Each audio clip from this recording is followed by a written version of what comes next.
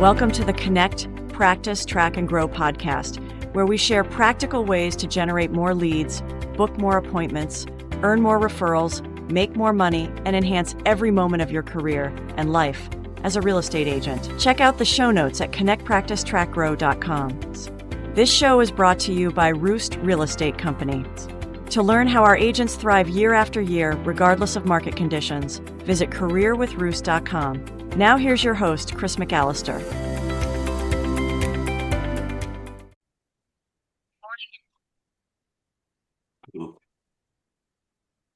Welcome, listeners, to the Connect, Practice, Track, and Grow podcast. I'm your host, Chris McAllister, and I'm here today with my marketing partner, Laci LeBlanc. Good morning, Laci. Good morning. Today, I'm excited to introduce our listeners to Stephanie Dobler. Stephanie Dobler is a new agent with us here at ROOST. She actually started at the first of the year. So, Stephanie, welcome today. Thank you. So we want to talk to Stephanie today about how she is laying the foundation for her long-term and successful real estate career here at ROOST. And we're going to do that as we always do when we have an agent guest of honor, is we're going to sort of talk through that in terms of connecting, practicing, tracking, and growing.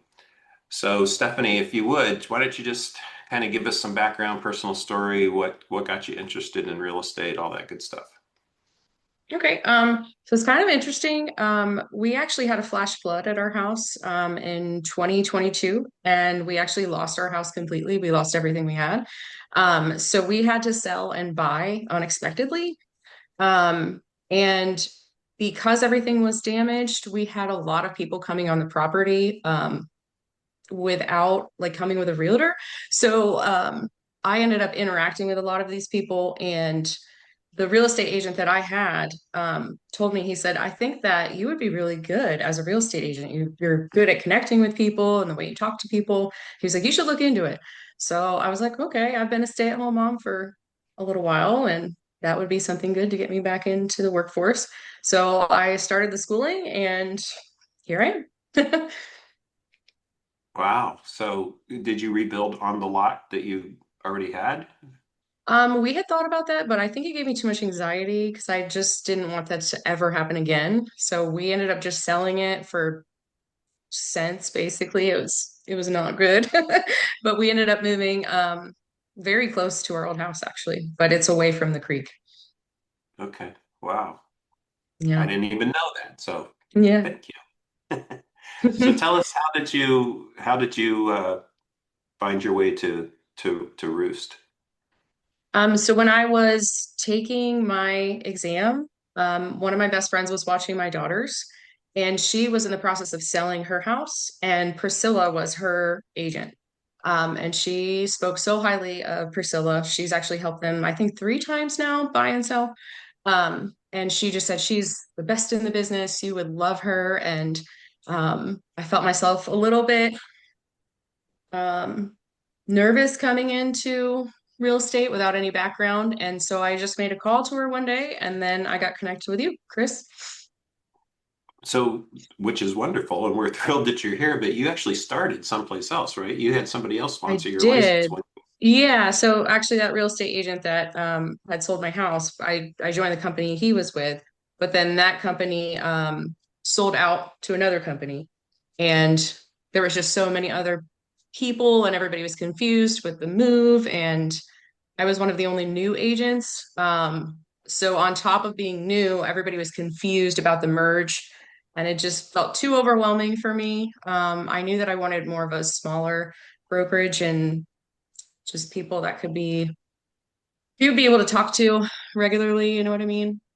The right fit. I'm hearing the right Yeah, fit is that's right. what we were looking for. Yes. Yeah. Sounds like a scorecard we once made up there, Chris. It does. The right fit scorecard, exactly. Well, we all know and love Priscilla McNamee, and she's been on the podcast several times, and she helps host the All Things Real Estate podcast. So we could do a whole episode just about Priscilla, but that's phenomenal. Well, let's talk about connecting.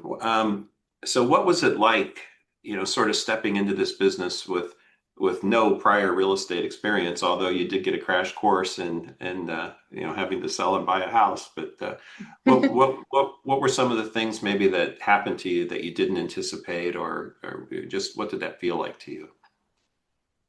At first, I really felt like it was overwhelming because you just don't know where to start when you're, like you just pass your class and then you're on your own, basically. So I was really excited to find Roost. And I'm surrounded by so many wonderful professionals that mentor and give me advice. And that's been really helpful because any question that I have, I know I can reach out to Priscilla or Tina or anybody really. And they help me a lot. So.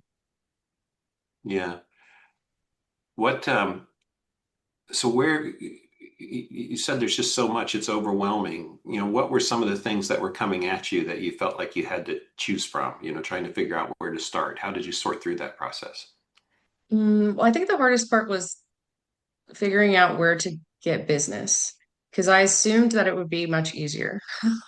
Um, and so trying to figure out how to get my name out there, what I should be doing to start as a new agent, um, and just what that looked like. And then Yeah. I found from the beginning, one of the first clients I had, they they had me going here, there, everywhere. And we saw so many houses in such a short amount of time. I think one of the most important things I learned was my time management. Because I was, as a new agent, I'm like, yes, let's do it. And then I found myself very overwhelmed, instead of having it more organized.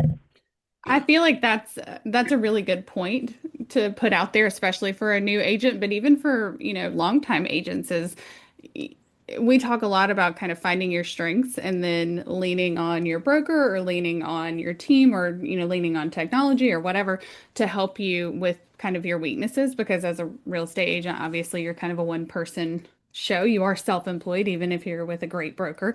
But yeah, so being new and trying to figure out what you need to be doing all the way around, but then also trying to kind of hone in on what your strengths are and build up your weaknesses a little bit. I feel like that is probably a really challenging kind of entrance into an industry or a career that maybe other folks don't face. As a marketer, I went to school, I did my thing, I learned the job, and here you are. And you do have to figure out some of that. But for a real estate agent who starts out being kind of self-employed and relying a lot on yourself, that probably was really, really challenging.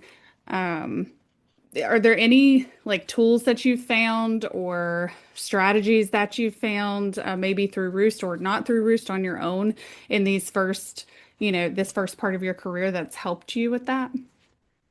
Mm, I mean, doing the 100 Days to Greatness really helped me, because they talk a lot about how you should do time management and they walk you through all of that, which I really appreciated. Like there's the power hour that they suggest that you do, so that you just focus on what you need to do, maybe mute your emails and your phone and just focus. And that really helped me because I just feel like I didn't have a set schedule. And not that you have a set schedule ever, but some kind of flow, right? So that's been great for me to start my day like that.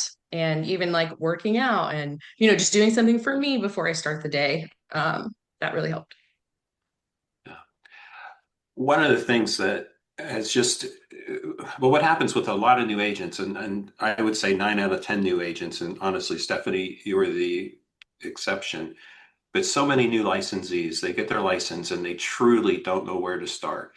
And the place that I've seen most people get stymied is they're scared to death to do anything or try anything or pick up the phone, make a connection because God forbid somebody wants to buy something and you've never filled out a contract before, right? So, you Right. know, a lot of agents really get stuck in analysis paralysis about doing anything because they're afraid they're going to look stupid, make a mistake, God forbid, get themselves in trouble with the state of Ohio or state of Florida or wherever.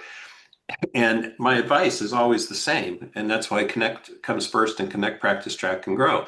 The first thing you have to learn is, and this is why, we always have everybody do Brian Buffini's 100 Days to Greatness before they do anything else, even somewhat experienced agents. We want them to do that first, because what Brian Buffini teaches is how Roost was founded, right? All the things that Brian talks about with connecting it with other people, relationship comes first. We stole that, right, to build how we do Roost. And I always tell people the first thing you have to do is figure out how to create somebody to work with, right? First thing you have to do is find somebody to work with. You find somebody to work with at our company anyway, whether it's Priscilla or, Tina, Deidre, me, we're not going to let you fail that person. When it comes time to, write that contract out, one of us is going to be right there with you. And yes, you would probably want Tina, Deidre, or Priscilla before you called me, but nevertheless, somebody's going to be there right with you to do that. And I know it's different than that at other companies, but what impressed me about you, Stephanie, from the start is, I don't want to say there was no pushback, because you're very analytical. You think things through, as I do. So maybe that was part of the reason that, we seem to get along. But you just did it. You focused, your first 3-4 months on 100 Days to Greatness, and you focused on connecting. And until you can connect, there's just nobody to do business with, right? It doesn't matter how much you learn about filling out a contract until you'll forget it long before you have a reason to fill one out. So that's always been the most impressive thing to me about you. So talk a little bit, we talked long and hard about, starting to build out your database, and that's a lot of what 100 Days to Greatness is about. Can you just kind of walk us through, how you got started with your database and how you're maintaining that to this day? So I started with like local family and friends. And then I reached out to people that I talked to like every Sunday at church. Or I have like cheerleading moms, like my kids are playing, doing their cheerleading. I talk to the other moms. And people that I just have genuine conversations with on a regular basis. Those were the ones that went in.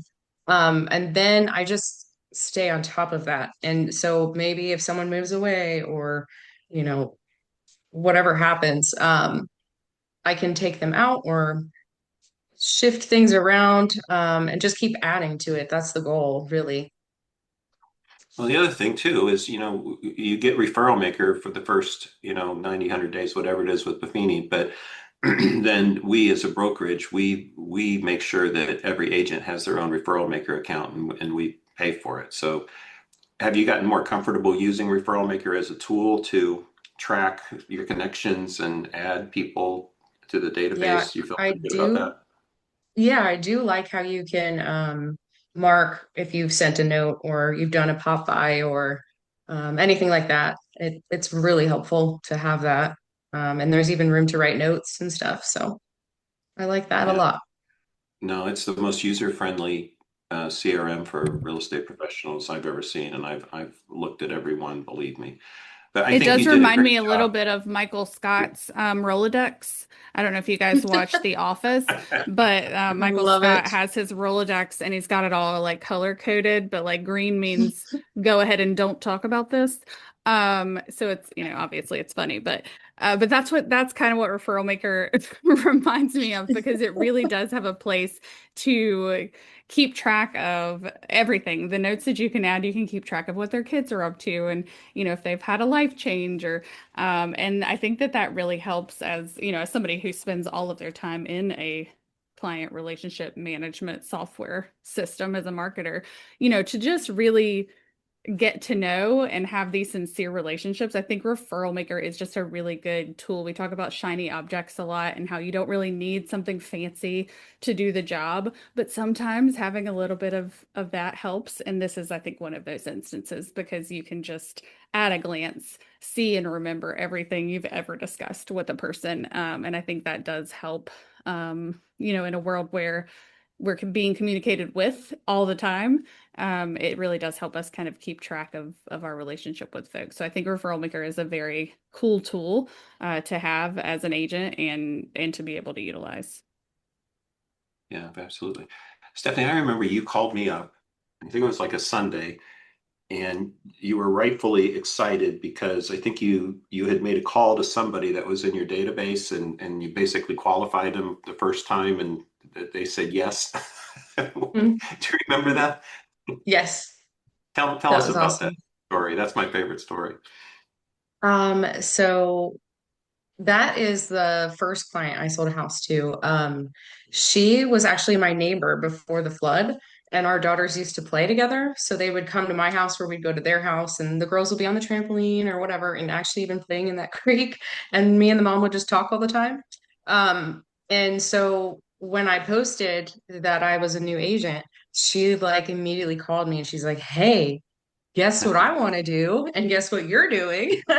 So she's like, can we go bowling and like talk, or what, how can I meet up with you? And I was like, well, if you want to come over to the house. And so they did, and everything just kept moving right along, and it was awesome. I was super excited that that was my first client. So Yeah. Was she already in mhm. your database before you had that conversation, or did you add her No, after you did? actually, yeah, because she was one of those ones that I didn't really, not that I didn't remember her, but because I don't talk to her every day. That's where I had started with building my database with people that I talk all the time to. But since I Yeah. moved, we didn't talk as much as we used to. So, So so you mentioned church, and I know your kids are in 4-H. Those are two great places where, you meet people, you know people, they know you. Chances are they already know, like, and trust you.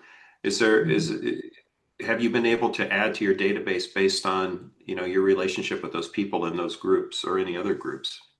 Oh yeah. So I'm actually a 4-H advisor, which is nice. So there's a bunch of us that are advisors, and we hang out regularly. We do meetings together regularly. So they were all very excited when they heard I became an agent, and they all were so supportive. Like, what can we do? And I'm like, if you can refer me, it's like that would be wonderful. And they're like, well, give us some of your business cards, and we'll help out when we can. And so then I had some pens made with my names on it, and I gave them out, and they loved those. So it's just little things like that. And they think of me now. So I appreciate that. That's another really good That's point is that I always get a lot of pushback when we talk marketing because once you start to write down the list of names of people, you know who else asks you to do that? Like MLMs.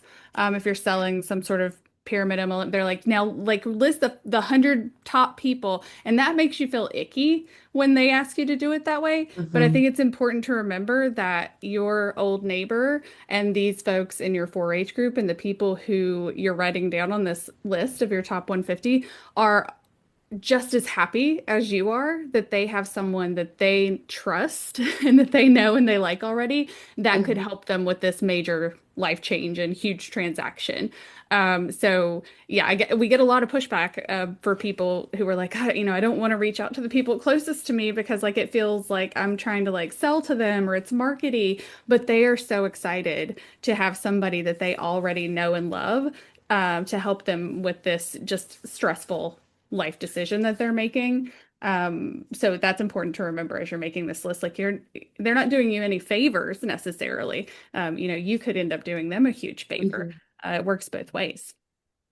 Yeah. every one of those, parents in that group, if it was me, I would go ahead and add them to the database, because the other thing that, and maybe you're already doing this, but I would follow up with is, a personal note to each of those parents and say, it was great having assuming it was great having their kid in the group this year.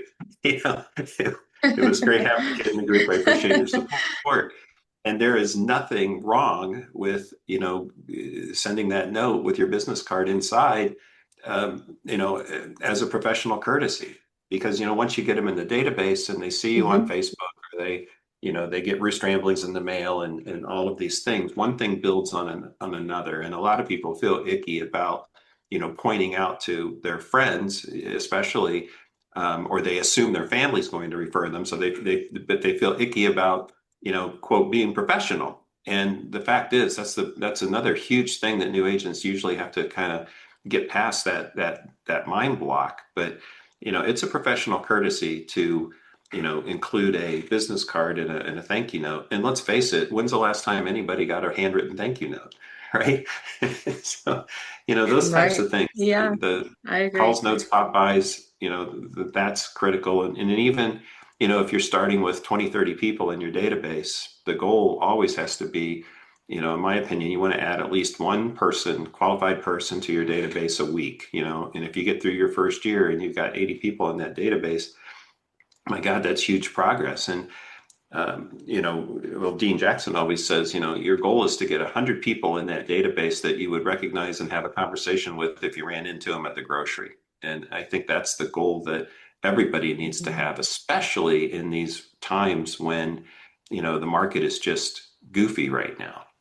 I truly believe, Stephanie, had you started, 3 years ago, or even a year or two from now, that you would have had a lot of closings by now. But it's a tough market. So what do you do in a tough market? Well, you go back to basics. It's, how do I build out that database? How do I find a way to provide value? How do I connect without making either one of us feel icky? that's that's always Mhm. the Yeah. game. So have you had any success with anything on social media? I know, I think you said that first person that you sold a house to, she saw you on Facebook. Is that what happened? Yep, yep. I had a couple of friends like from high school that I haven't talked to since high school. They saw one of my posts and reached out. Two of them did. And they're not ready yet, but they said that they would like me to help them in the future. So I added them into my database. Um, Other than that, I don't really know that I've gotten too much else off of Facebook yet or social media in general, but I mean, I think that that'll come with time. Yeah. Well, and I think you've done a great job, starting this whole connecting process, and I'm so proud of you for that. And our goal is to support you. If the first job as an agent is to connect, then it should be the first job of a broker to promote. Right. So, we haven't done a lot of client events, although we do have pumpkin coming up again. My God, it's already been a year, the pumpkin giveaway. And, we'll want to make sure that you and every other agent invites every person in that database to come and get a free pumpkin, come October. Again, it's an odd time, a tough time for many people in real estate. So some of the things that normally would happen on Facebook, maybe we're not getting the same type of response. But, every time we have a learning piece, a Learn with Roost piece for buyers and sellers, um, Laci and Kylie are making sure that those go out to, your Roost Facebook page, so that you can become a resource for everybody who knows you on social media. So I think over time that's helpful. And then, every couple of months, you probably want to go in and invite all of your regular Facebook friends to like your page. And that always generates, a few extra likes. So that's cool. And then the biggest thing is, that we've always had success with, and I hope you are too, is Roost Ramblings. The reason we do Roost Ramblings the way we do it is, when you add, people from 4-H or church or family or whatever, and you want to stay in touch without, being, a high pressure salesperson, or, sending them listings that they have no intention of buying, or whatever. The beauty of Mhm. Roost Ramblings is it's just silly. It's fun. And we make sure that those go out to every one of your clients from you with your face on them, every 4 to 6 weeks. So hopefully that helps in promoting your connecting activities. And yeah, I mean, I think those are a couple of things that I like to think that we Roost is a little bit ahead of the curve there. It may be low tech, but it's high touch, as they used to say. Yeah, no, I usually get comments like somebody will text me, "Hey, I got your mail today." They love it, so it's great.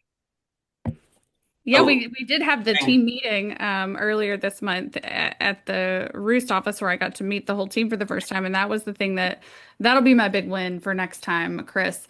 Was I got to hear feedback from agents that I don't, talk to on a regular basis about how, every time we send out a postcard, they'll get a call from somebody new, or they'll get an email back, or every time we send out Roost Ramblings, they'll get a call from a couple of people, and maybe they get 5 calls. 2 of them aren't quite ready, but they want this agent to know that they're thinking about it and that they have plans moving forward. And they'll get an email, or they'll get a call from somebody new who's ready to, to sell their house or buy a new one. And I think that's the kind of, we don't see that data, right? It doesn't come through the website, so we don't track it necessarily like right then. But those are the things, those are the relationships, right? A call or an email to say, hey, I'm not ready yet, but I want to sell my house in the next year, is huge for an agent. And then you have, they've confided that in you, and you have their plans. And you can kind of help them prepare for that, and just be there whenever they're ready, right? Whenever you're ready is our big is our big PS that we put on everything. So I think that even for me, as somebody who's been doing this a long time and sending out these postcards a long time, it's really, really positive to hear that they're having the desired effect. Even if we don't, necessarily sign up 10 people every time we send one, there are definitely 5 or 10 people who are being reminded that they have someone they know, like, and trust ready to help them whenever they're ready, which I think, I mean, you can't get better than that. Right. I agree. All right. So as a newer agent, connecting is the biggest part of your professional life, but let's move on to practice, mastering the craft of helping people buy and sell houses. I think we probably touched on this a little bit, but what do you think the biggest challenges or your biggest learning curves have been so far in actually serving people who want to work with you?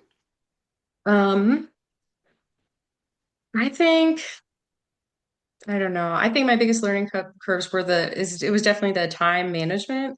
Like trying to balance multiple clients in different stages. So like meeting someone brand new. And then maybe you have somebody that's ready to buy now, somebody that's thinking about listing, or even like when I had somebody in closing stage, like just all those different stages. And then like scheduling the showings was a little difficult at first, because you have to know, like, if we're going to go see, say we're going to go see 4 different houses, I need to know how far apart we're going to be. Like, is it going to be 12 minutes to the next house? How long are we going to spend at each house? All those little things. It's gotten easier now, but I think at the beginning that was really hard. No, it is. I think dot loop's hard, Well, and then I went to I think I went to an ethics class in Columbus, and they were telling us, like, you have to, at the minute, that's when you can open the lockbox to go in. Like, you can't go early or late, you know what I mean? So that always stressed me out, like making sure my timing was right, so we didn't have like the clients hanging around, So I've Yeah, been no, figuring those that are out. great. But that is all about practice. And Mhm. they seem like small things, but they're not, especially when you've never done them before. Right. Have you been able to share any of our Buy with Roost or Sell with Roost presentations with any of your folks that have? Not yet. Not yet, but I do have them all saved. And I had a possible listing, but it ended up falling through because they got too nervous. They were going to move out of state, and they're an older couple. They ended up deciding that they wanted to wait a little bit longer, but I had it all ready to go because I was supposed to meet them the next day. Yeah. But hopefully they'll call back in a few weeks or something. I really like to think, and I appreciate that. I really like to think that those buyer and seller presentations, I think sometimes we start to take them for granted, but it's something that other companies may have, but they don't have the same orientation. Our buyer and seller presentations are completely focused around what's in it for that buyer or what's in it for that seller. And they set the stage for, that first meeting. The list with the Sell with Roost brochure is really all the things that a professional listing agent is going to cover when they actually get the chance to meet with the client at their kitchen table in the house. And the buyer presentation is exactly what any buyer, first time buyer, move up buyer, any buyer wants to hear from their professional when they sit down and have a buyer meeting. So I like to think that those are ways that as we go forward that will help you with your practice. The other thing too is, so you joined the Columbus Board of Realtors, correct? I did. So what have you taken any of their continuing ed or training classes? I have, yeah. I've taken close to 30 hours now. So Wow. I really like the way they teach there and just all that they offer. It's really great. They're so professional, and there's nothing that, we or any other broker could ever teach you that could possibly be better or do a better job of than the Columbus Board of Realtors does. And again, one of the things that's impressed me about you is, there's two sides to this coin. There's the figuring how to do things side. And the cool thing about the Columbus Board is they have classes on how to, do the CMA, in Flex MLS, or how to use RPR. They have classes literally on how to fill out contracts and so forth. And I just applaud the fact that you've embraced that group and that resource, because that's really the two sides of the success coin. I think it's the technical stuff, that you need to learn to order to practice, whether it's, showing time or dot loop or how to fill out a contract, all of those things. And then the other thing is just being focused on the fact that you've got to create opportunities to talk to people. And, that sometimes it's hard to balance those, but I think you've done a good job about that. That's actually one of the classes I took was the RPR, and I really loved that. That's been such a fantastic tool. Good, good, good, good. All right, so practicing and then tracking, and I think we touched on a lot of tracking. When you don't have a lot of business, so the first question that comes up, what is there to track? But as you said, when you talked about how you use Referral Maker, and it's really cool that you're able to, track when you have a call note or pop by or follow up with somebody, that is tracking. Every time you add somebody to the database, that's tracking. Every time you realize that it's their birthday and you go back and you put it in, to the Yeah. CRM. So you get them a card out next year, all of that is tracking. And, you may not be tracking, 100 different transactions at this point, but you're planting the seeds, you're setting the stage for future success by starting now. And it's so hard. It feels so meaningless when, you're going in once a week and you're adding this flag, or you write a note or whatever. But it just goes back to anytime you can find a reason to, make a call, shoot a text, do a pop by, send a personal note, that's fabulous. That's money in the bank in the future. But to note that and track that in Referral Maker is, trust me, it's like putting money into an IRA. At some point in the future, it's going to pay off. Well, and if you start doing it now, right, Stephanie, you're in a very unique position, as a new agent.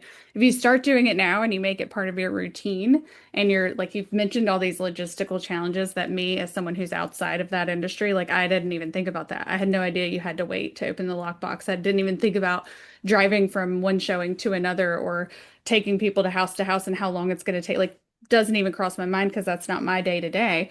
But if you start tracking like that and you start using your database like that now, then it's going to be second nature when you do have a million transactions and you do have a lot of business. It's not going to feel like something you have to add to your plate. It's going to be a natural thing that you just do. And I think that that's a huge advantage for you, especially, having worked with realtors in all ages and stages. So I think that that's a really good point to make, is that this is the tracking, Chris. This is not like fluffy work. This is not stuff that, like, this is tracking. It's just going to look a little different as you grow. Yeah. Well, and anytime you hear somebody say, not this year, but maybe next year, that comment goes into Referral Maker.